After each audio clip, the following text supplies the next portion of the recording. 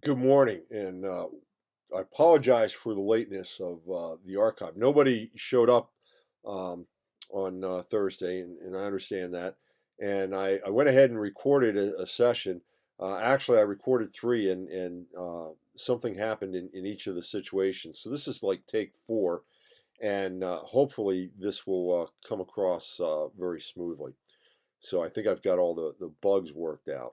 At any rate, what are we going to talk about this week, and what is your project? Well, your project is to create a press release, and actually, what I want to do, come back. We're going to talk about five things in a relatively short period of time, and those are the looking at the press release itself versus in marketing, what we would look at is a creative. Now, what's a creative? A creative would be like a commercial or an ad, and then what do we do with it? So we're going to compare uh, press release to creative. Then, what are we writing about? Well, press releases talk to the press, talk to our influencers about newsworthy events. So we're going to talk about newsworthy events in a few moments as well. Then we want to break those newsworthy events down into real events versus pseudo events. And then finally, talk about trust and relationships. We're going to communicate this, we're going to distribute the press release. Who are we going to distribute it to? And how do we know that they're going to do anything? Well, uh, it's about the fact that we're giving them newsworthy events and that we've built trust. And I want to talk a little bit about what exactly goes into building trust. And then last, I'm going to leave you with the example of the wind never felt so good, which actually is a creative, but it's an announcement, and it was part of a much bigger um, campaign that was all built around a press release around a newsworthy event. And I'll show you how all that ties together. So ultimately, it's possible that you're using um, press releases to discuss things that are happening from a promotional standpoint, uh, and they may have their own distribution system, but then you're also distributing the information with regard to the press release. Now, the one last thing that I want to, before I jump into this, is to remind you that in marketing, we deal with the target market. In public relations, we deal with audiences. So that's everybody that could possibly be interested in anything that's going on with this organization, whether they are part of our target addressable market or not. And that's the difference between public relations and promotions. Promotions are focused on the target market. Okay, so let's begin. The press release is it is the equivalent to a creative. So if we create a video, we're gonna use that as the promotional. We're gonna distribute it. We're gonna have people look at that video, and the people that we want to look at the video are specifically our target market.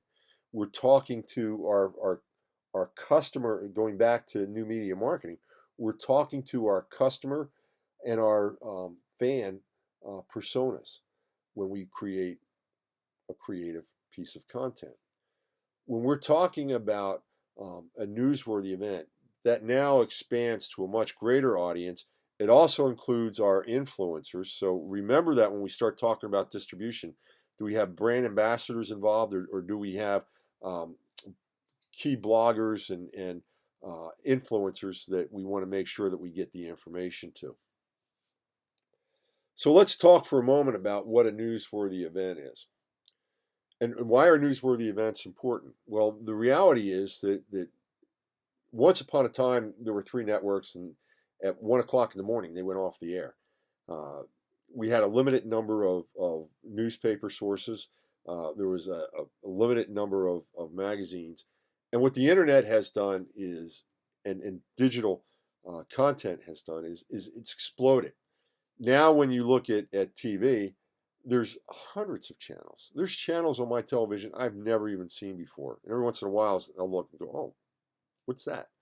Uh, so hundreds, if not thousands. I have one friend that has a desktop box, and I forget the service. It's like Sling or something, but he literally can look at every movie that was made from 1964 to present day. It's incredible. He can look at the number of permutations and channels globally is unbelievable. I always do this when I start talking. My hay fever kicks in and I want to sneeze. So let me try a drink of iced tea here and see if I can avoid the sneezes. And you're saying that doesn't make any sense. I know it doesn't make any sense, but sometimes it works. Okay, so we've got lots and lots of content to fill. And media, whether it's new media or legacy media, print, broadcast, they need content. So they go to content creators. Now, there's two sites I want you to be familiar with. Harrow, help a reporter out, and also Reagan's PR, reaganspr.com. Harrow, in particular, reporters, it's a big database where the database tries to match a reporter with a subject matter expert that can provide information for that reporter. Or if you're a PR professional, you may want to go in and look and see what stories reporters are looking to write about and see if your product or services matches anything. And then if you can do that, then all you got to do is really create a pseudo event, which we'll talk about in a moment, and you'll be right there ready to provide content to that particular party. Now, we can also get information out because they look other ways. They can be on just the receiving end, a reporter can be. So if we use a wire service where we have a broad distribution on our press release, which is talking about a newsworthy event, then when that press release gets distributed to everybody that's on the wire service delivery, and they look at it and they say, this is just what I was looking for, they will run with the story. So, in a nutshell, that's what we're ultimately trying to do with regard to our press release. But let's talk about what a newsworthy event is. It's something that has proximity to the people involved. So if I'm a broadcast specialist in Orlando and you're telling me something about Tulsa, Oklahoma, chances are I'm not going to use it. But you're probably saying, but I've seen news stories about something in Sioux Falls, Iowa, that has nothing to do with Orlando. Why did they run it? Because when they have a 30-minute slate of content to fill and they only have 15 minutes, they have to start looking for the additional content. So they expand and say, what would be interesting to our audience? But if it's local, if it's has proximity importance to the publisher, then that makes it much more newsworthy than something that's happening in Sioux Falls, Iowa, Sioux City, Iowa. Prominence, how important is it? Who's involved? Are these movers and shakers in the community that are involved in interacting with your brand? And if that's so, that's going to raise it up a little bit. And I'll tell you a brief story from back in my days in the jewelry business in Kentucky. We had, I'm looking for a prop. This is a story about Tootsie Roll Pops, and in particular, it's a story about Telly Savalas, who was the actor that for 8 seasons on CBS played Kojak, and his signature shot was him with a Tootsie Pop in his mouth. It was presumed that he had replaced cigarettes with Tootsie Pops, but it was never really said. And his catchphrase was, "Who loves you, baby?" Things that definitely would be taboo today. At any rate, Telly had a daughter that was graduating from the University of Kentucky in Lexington. I happened to see that there was a headline saying that he was coming to town for the graduation ceremony and was actually going to be the keynote speaker at the graduation. And I had this crazy idea. I had one of our shops create a solid gold Tootsie Pop. And I went to the University of Kentucky and I said, do you have a gift for Telly Savalas as part of the presentation? There were they had some things. They may have even been paying him, quite honestly, but they said no. And I said, well, how would you like to present Telly with a lolly? That was my pitch. Telly with a lolly. And I said, a solid gold lolly. And they thought that was just the coolest idea. Well, we actually worked out this event where what we did is we created the wrapper, the lollipop, had it engraved that it was from C&H Rao Jewelers.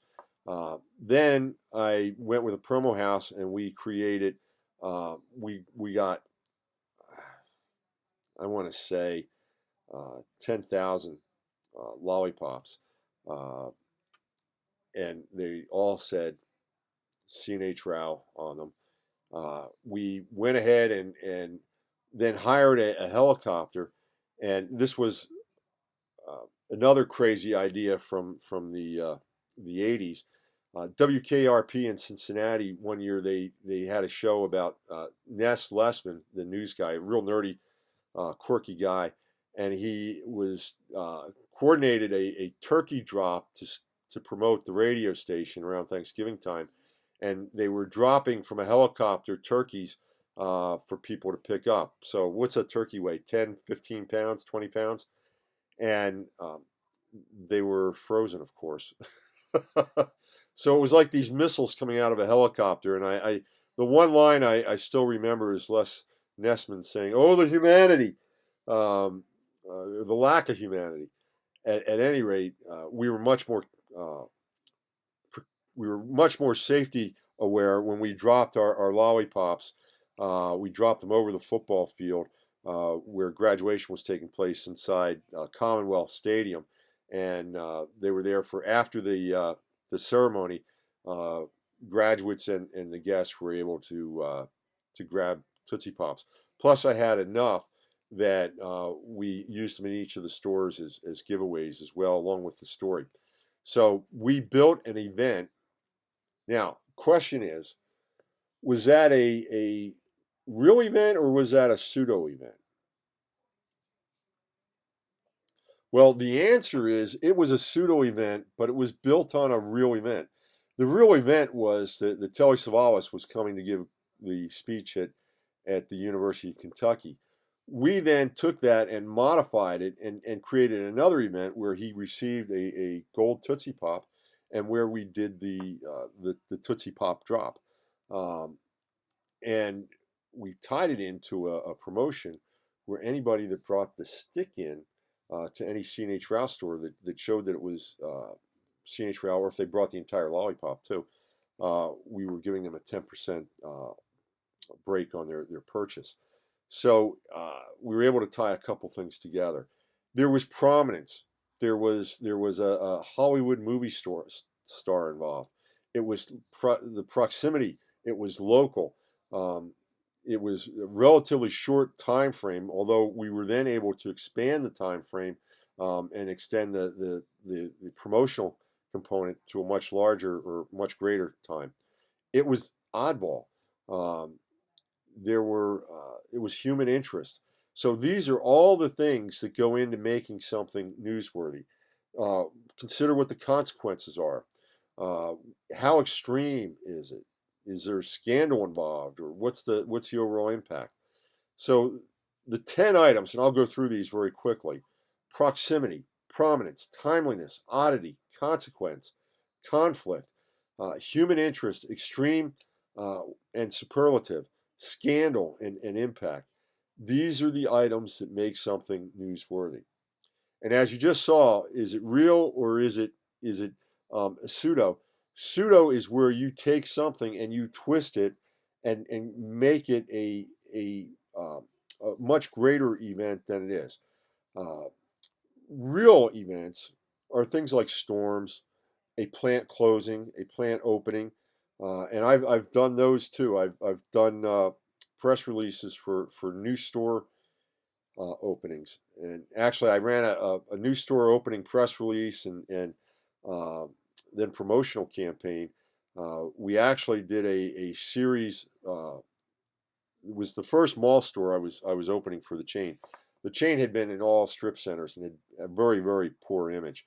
I was bringing them into a much better place with the opening of a mall store, and the my thought was to have a balloon, and over 4 weeks the balloon would slowly inflate, so that you could eventually read that it was a CNH Route grand opening in the location. Well, you really couldn't tell it was a balloon until week 3, and weeks 1 and 2, the deflated balloon um, looked like something that you'd buy in a rather seedy store. Uh, and of course, we got a lot of buzz out of that. It wasn't the right kind of buzz, and it was the last time I ever did the inflating balloon teaser for a new store, but it was certainly quite interesting. Okay, so couple anecdotes for you there with regard to real versus pseudo. Trust and relationship. What we're looking to do is we're looking to build a relationship with everybody that can possibly tell our story for us. So in new media marketing, that was our brand ambassadors, it was um, our influencers, and now in public relations, it is the print and legacy media and all new media sources that may be there. So what goes into trust? Well, uh, the RENA trust model uh, actually discusses organizational trust and provides 3 things to look at. One is trust of character. Are you, when nobody's looking, do you do the right thing? That's trust of character. Then there's trust of communication. Are you going to communicate when there's something to communicate, or are you going to be closed-lipped? This kind of ties closely with character, but it specifically deals with the communication component. And then the last piece is capability. Do you have the capability to do what you said you would do? And do you follow through? So three components to trust: character, communication, and capability. And the last, I want you to take a look at uh, the YouTube for. Well, here I'm going to run it for you.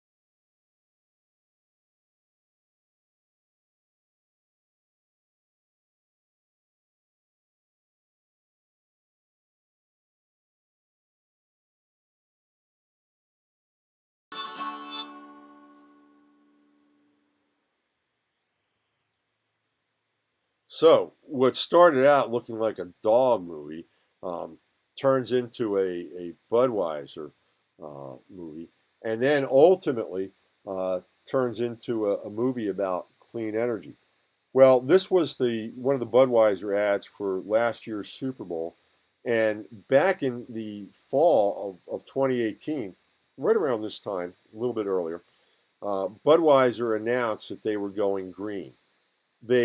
And it was a major press release that they were going to be creating their doing their plants with green energy, brewing beer with green energy. Well, back in the spring of this year, I happened to be in St. Louis, the home of Anheuser Busch, and we did the tour around, not inside because plant closed down for the celebration of the St. Louis Blues winning the Stanley Cup. But we did do a complete 360 around the plant, which is probably almost a mile in circumference. At any rate, I was looking at the rooftops. I was looking for where the green energy was. And the reality is that Budweiser, they didn't start brewing with green energy. They've made some donations to a couple of companies, and they've set up some ways where you can buy green credits, and they're sharing that with anybody that will listen, because what they've discovered is that millennials who are not buying beer in the way that they used to buy beer, beer has become a craft industry. Budweiser is the General Motors, the Ford, they're the big manufacturer of beer. And people aren't buying as much from Budweiser as they used to. And not only that, there's more craft liquors and wines that people are buying. So the beer consumption in the United States is going down, and people are not buying from the big brand Budweiser. What could Budweiser do? Well, research told them that millennials will buy when they feel that it's going to a sustainable product. So what did Budweiser do? They went out and overnight they became green. And they sent an announcement out. They sent a press release out. And if you search Budweiser and green energy, you'll see all these green blogs, all these green specific subject magazines around green energy and the environment. They all carried this story big time. And then Budweiser, so they got the buzz going with the initial press release. Then they put out a press release to say, watch for our green energy commercial that'll be shown during the Super Bowl. And finally, they distributed this commercial at the Super Bowl, and it ignited all over again all the excitement about Budweiser going green. But recognize this all started with a pseudo event that was the result of market research or monitoring, knowing what's going on in the marketplace, and then creating a pseudo event that would create buzz, lead into a promotional component, which is the commercial that I just showed you, and now you have a complete package. We're tying together the public relations component with marketing, and I got to tell you, Budweiser executed it perfectly. Little disingenuously, if you ask me, with regard to the green concept, but put that aside, and this was absolutely a fabulous plan. All right, that's all I got for you this week. Write some great press releases. Be thinking about, because after the hashtags in your press release, there's a couple items that you have to address.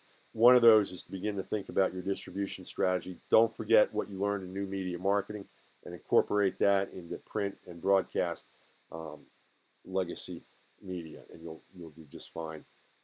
And come up with some creative ideas. You can do it. All right. Take care, and we'll talk to you soon. As April, the Dalmatian, walks us out.